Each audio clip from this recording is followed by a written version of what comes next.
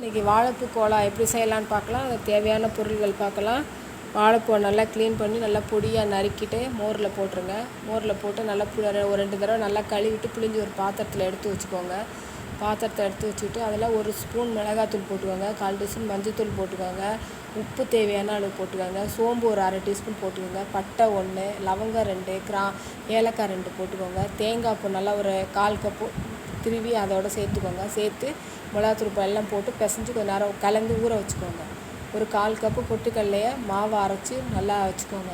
இந்த ஊறின இதோட மிக்சியில் போட்டு நல்லா ரொம்ப நைஸாக அரைக்காமல் ரொம்ப குறகுறன்னு அரைக்காமல் கொஞ்சம் மீடியமாக அரைச்சி உருட்டியாக எடுத்துக்கிட்டு திரும்பி அந்த பொட்டுக்கடலை மாவு இருக்கு இல்லைங்களா, அதை இதில் போட்டு கலந்துட்டு உப்பு காரம் சரி பார்த்துட்டு மேலே கருவேப்பிலை